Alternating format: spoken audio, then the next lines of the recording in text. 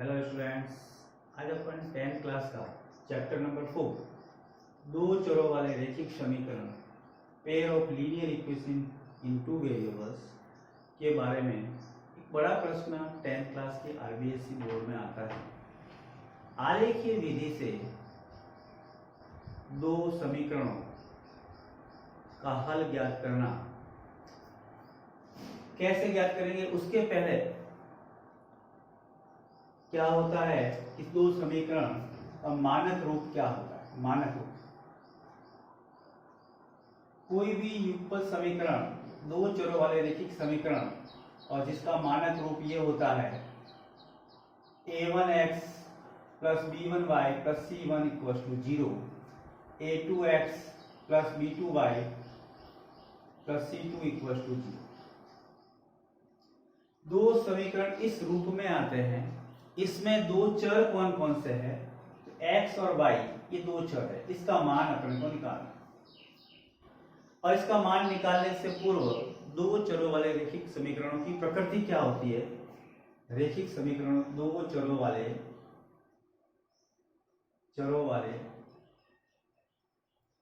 रैखिक समीकरण की प्रकृति, रैखिक समीकरण की प्रकृति, नेचर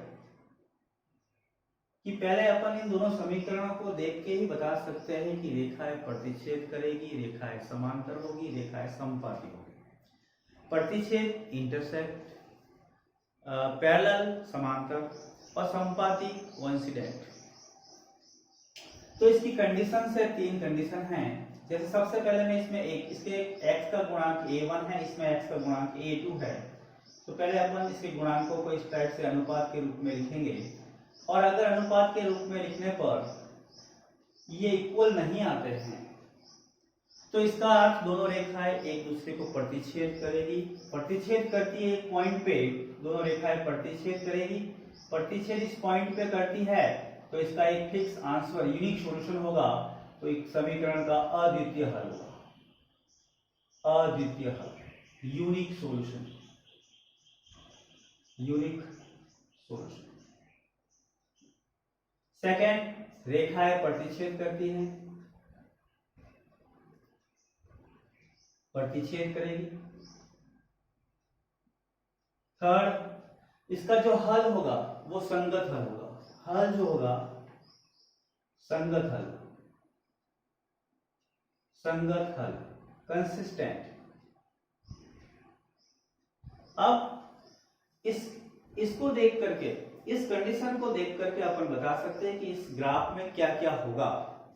तो जैसे a1 upon a2 is not equal to b1 upon b2, then unique solution, अद्वितीय हल होगा, यानी एक निश्चित आंसर आएगा। x और y की एक निश्चित वैल्यू होगी, उसे कहते हैं अद्वितीय हल। अब ये कब आता है? जब दोनों रेखाएं, ऐसी कंडीशन दोनों रेखाएं ग्राफ में प्रतिच्छेद करेगी। थर्ड, संगत हल होगा, कंसिस्टेंट होगा। संगत हल क्या होता है? जिस दो समीकरणों को हल करने पर x या y का मान एक निश्चित आए और उसका कोई ना कोई हल निकलता हो।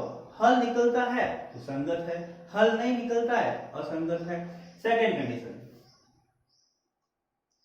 a1 upon a2 equals to b1 upon b2 is not equals to c1 upon c2। ये कंडीशन है कि a1 upon a2, b1 upon b2 और c1 अपॉन c2 तीनों का अनुपात समान आता हो। तो ऐसी स्थिति में क्या होगा?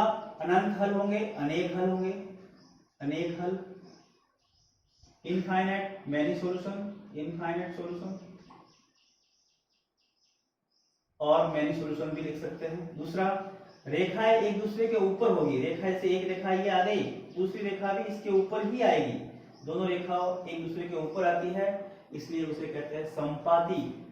रेखाएं समपाती होगी, रेखाएं समपाती होगी, कोइंसिडेंट।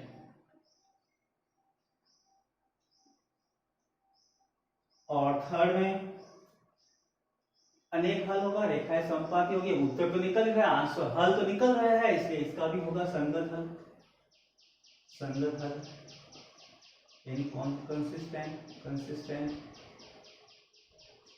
थर्ड कंडीशन ये है, third condition a1 upon a2 is equal to b1 upon b2 is not equal to c1 upon c2। ऐसी स्थिति में ये दोनों तो इक्वल, इन दोनों का अनुपात a1 अपॉन a2 और b1 अपॉन b2 का अनुपात तो समान आ रहा है, लेकिन c1 अपॉन c2 का अनुपात समान नहीं आ रहा है। इसका अर्थ रेखाएं समांतर आएगी, ग्राफ खींचोगे तो रेखाएं इस टाइप से आएगी, समांतर आएगी। अब समांतर रेखाएं ऐसी रेखाएं होती है जो आपस में कहीं इंटरसेक्ट नहीं करती है, काटती नहीं है। तो ऐसी स्थिति में जब काटेगी नहीं तो आंसर कहां से निकलेगा? तो किसका आंसर पहला होगा, कोई हल नहीं, कोई हल नहीं। सेकेंड, रेखाएं समांतर होगी, ग्राफ खींचोगे तो रेखाएं समांतर होगी। थर्ड कंडीशन कोई आंसर ही नहीं निकलता तो असंगत हल यानी इनकंसिस्टेंट।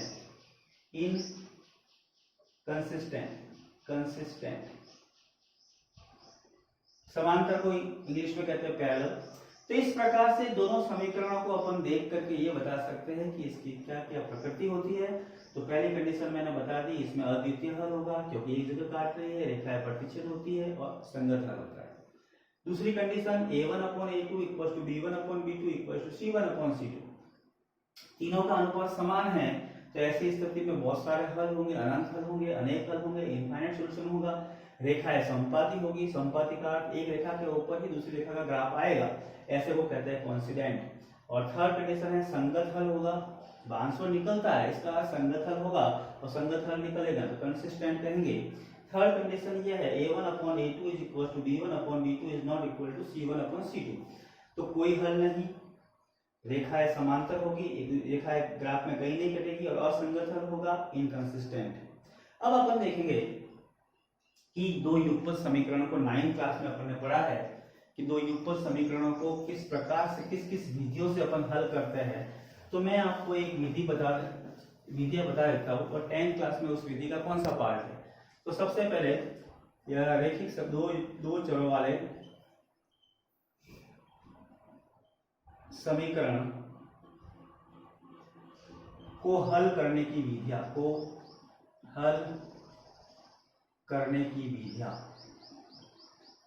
ये 9th क्लास में आपने अच्छी तरह से पढ़ा है। पहली विधि आती है प्रतिस्थापन विधि को इंग्लिश में कहते हैं substitution method.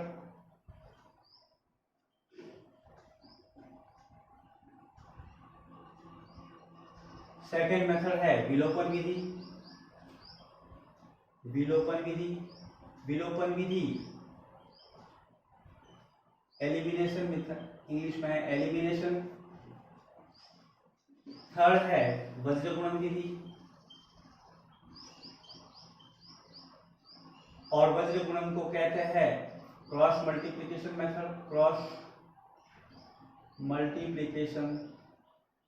Method.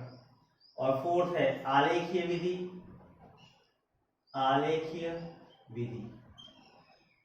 Graphical method. इन चारों से अपन दोनों चरों का मान निकाल सकते हैं।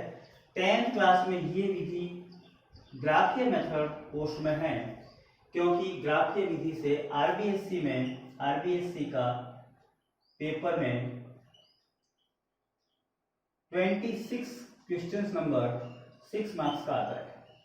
बहुत इंपॉर्टेंट क्वेश्चन है और मैं इसको अच्छी तरह से समझाऊंगा तुम्हें। लेकिन इसके पहले मैं एक विधि 9th क्लास की एक विधि विलोपन विधि जो अधिकांश अपन सब जगह उपयोग में लेते हैं इसके बारे में बता देता हूं, क्योंकि ये बाकी विधियां आपने पिछली क्लासों में पढ़ी हुई है। तो मैं विलोपन विधि एक बार वापस आपको एक एग्जाम्पल के द्वारा बताता हूँ। जैसे विलोपन विधि को सीखने के लिए मैं एक एग्जाम्पल लेता हूँ। मैंने लिखा 3x + 2y = 11। एक इक्वेशन तो ये लिखी और दूसरी इक्वेशन है 2x - 3y = -10। ये दो चरों वाले युगपत समीकरण हैं, इसमें मुझे x और y का मान निकालना है। इसको मैं हल कर रहा हूं विलोपन विधि से। किस टाइप से होती है ध्यान से समझना, शॉर्ट में ही बता रहा हूं मैं हल करने का तरीका। क्योंकि ये मैं इसका उपयोग ग्राफ में भी करूंगा और डायरेक्ट इसके आंसर निकालूंगा, तो आपके लिए ये ग्राफ हल करना बहुत इजी हो जाएगा। तो इसके लिए मुझे क्या करना है, ये विलोपन का अर्थ होता है हटाना, या तो मैं x को हटाऊंगा या y को हटाऊंगा। तो x को हटाने के लिए मुझे इसके गुणांक समान करने पड़ेंगे, y को हटाना तो y के गुणांक समान करने पड़ेंगे। तो मुझे क्या करना है, x के गुणांक को समान करना है, तो मैं इसको ब्रैकेट में लेकर के इसके गुणांक को इससे मल्टीप्लाई कर दूंगा, इसके गुणांक को इससे मल्टीप्लाई कर दूंगा।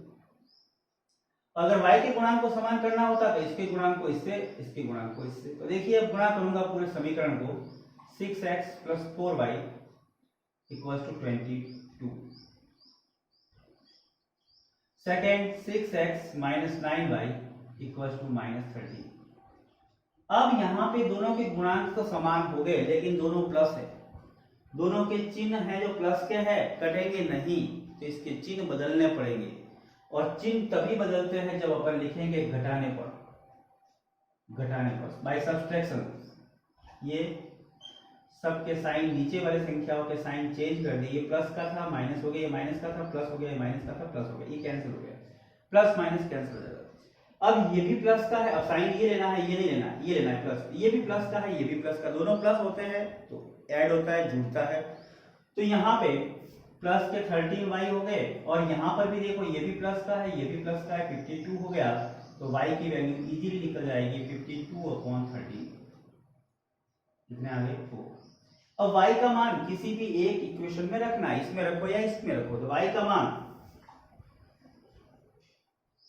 समीकरण 1 में रखने पर, तो एक समीकरण कौन सा है, 3x + 2y = 11। अब यहाँ y का मान रखूंगा मैं 3x + 2, y की जगह मैंने 4 रखा, 3x = 11 - 8, 4 दूनी 8 होता है, प्लस का है, इधर आएगा माइनस हो जाएगा, तो 3x = 3, तो x = 3/3, x का मान 1 आता है। तो यहाँ पे देखो मैंने x का मान, x पहले लिखा जाएगा, y बाद में लिखा जाएगा, मुझे xy निकाला, तो x की जगह 1 है, y की जगह 4 है। यानी मैंने आपको बताया था कि जब दो रेखाएं एक दूसरे को प्रतिच्छेद करती है, ये कंडीशन ये इस प्रकार की होगी कि दो रेखाएं प्रतिच्छेद करेगी और इस बिंदु पे काटेगी, तो इसका आंसर आएगा 1 और 4। 1 और 4 पे इसके हल है। अब आपको देखो चेक करना है, इसको ग्राफीय विधि से अपन हल करेंगे। तो इसके लिए मैंने क्या किया, सबसे पहले आपको इस समीकरण के हल निकालना आना चाहिए, जो 9th क्लास में आपने पढ़े हैं। 9th क्लास में आपने समीकरणों के हल निकालने भी पढ़े हैं। तो आप सबसे पहले विलोपन विधि, इसको अच्छी तरह से समझ लीजिए और फिर उसके प्रश्नों को हल करना है। कैसे करते हैं, अब आपको मैं कुछ उदाहरणों के द्वारा समीकरण के टेबल, तालिका बनाना सिखाता हूँ। थोड़ा ध्यान से देखिए, जो 9th क्लास का पार्ट है, एक पार्ट लिख दिया, एक समीकरण लिख दिया मैंने, 2x + 3y = 8, एक इक्वेशन लिख दिया। अब इसकी टेबल मौखिक रूप से निकालनी है। तो आप देखिए x का गुणांक 2 है, y का गुणांक 3 है। तो x का गुणांक 2 है, ये 2 का भाग इजी रहता है कि 3 का भाग, तो आपको लगता है कि 2 का भाग अपन आसानी से दे सकते हैं। तो मैं क्या करूंगा, इसको ले जाऊंगा इधर, तो 2x = 8 - 3y, ये प्लस का था, माइनस हो गया। मैंने कहा था आपको कि 2 का भाग इजी लगता है, तो 2 का भाग देना है, तो आपको इसके नीचे 2 लिखना। अब ये टेबल बना लीजिए, 3 पॉइंट निकालने हैं। 3 पॉइंट कैसे निकालते हैं, ये। अब मैं यहाँ y की वैल्यू रखूंगा, क्योंकि यहाँ y है, y की वैल्यू रखूंगा। y की वैल्यू ऐसी लेनी है कि 2 का भाग आसानी से चला जाए।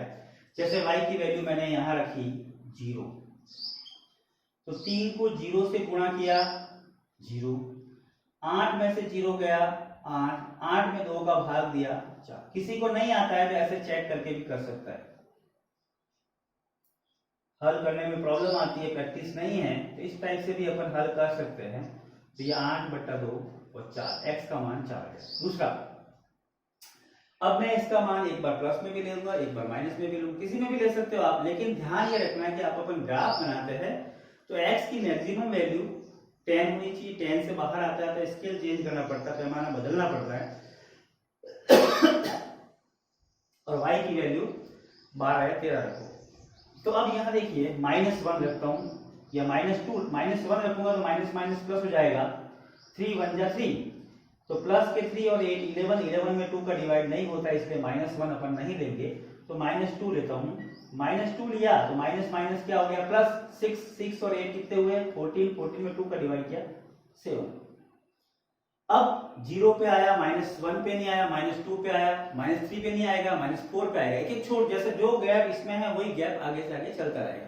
अब मैं यहाँ जैसे -4 लेता हूँ, 3 पे नहीं आएगा, -4 लूंगा तो 12 हो जाएगा, प्लस के 12 और 8 20 में 2 का डिवाइड किया।